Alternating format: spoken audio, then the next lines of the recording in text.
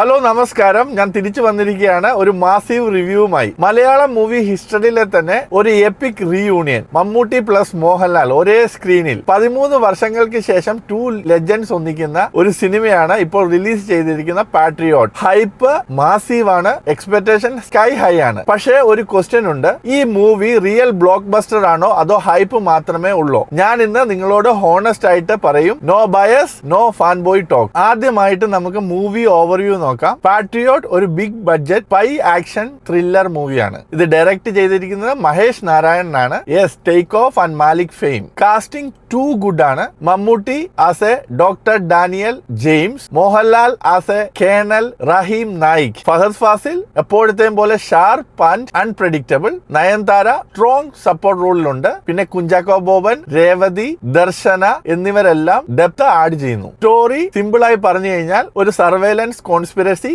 National security threat, covert operation that is racing against time. Basically ഒരു Hollywood level spy drama മലയാളത്തിൽ attempt ചെയ്തിരിക്കുന്നു. ഇനി story നോക്കാം. Okay, don't worry, no spoilers. ഈ മൂവിക്ക് slow deliberate buildup ഉണ്ട്. Seemingly normal ആയിട്ടുള്ള ഒരു ഇൻവെസ്റ്റിഗേഷനിൽ സ്റ്റാർട്ട് ചെയ്ത് സ്ലോലി ലേയേഴ്സ് ആഡ് ചെയ്ത് ഒരു മാസീവ് കോൺസ്പിറൻസി റിവീൽ ചെയ്യും. ഇതിന് പൊളിറ്റിക്കൽ ലെയർ ഉണ്ട്, നാഷണൽ ലെവൽ ക്രൈസിസ് ഉണ്ട്, social experiment that put lives at risk. Important thing എന്താന്ന് വെച്ചാൽ ഇതൊരു ടിപ്പിക്കൽ മാസ് മൂവി അല്ല. മഹേഷ് നാരായണൻ അൺനെസസറി ഗിമിക്സ് ഒക്കെ ഒഴിവാക്കി ഗ്രൗണ്ടഡ് റിയലിസ്റ്റിക് നുവാൻസ് ത്രില്ലർ ആണ് ഉണ്ടാക്കിയിരിക്കുന്നത്. ഫസ്റ്റ് ഹാഫ് എന്ന് പറയുന്നത് thoughtful, engaging, no mass movement. Second half എന്ന് പറയുന്നത് കൂടുതൽ കോംപ്ലക്സ് ആവുന്നു. ചിലർക്ക് ബ്രില്യന്റ്, ചിലർക്ക് ഫ്ലാറ്റ് ആണ്. ഇനി നമുക്ക് പെർഫോമൻസ് റിവ്യൂ നോക്കാം. Mammootty absolutely commanding. Doctor Daniel ആയിട്ട് calm, controlled, devastatingly powerful. I never seen him in such role. പല റിവ്യൂവേഴ്സും പറയുന്നുണ്ടത്.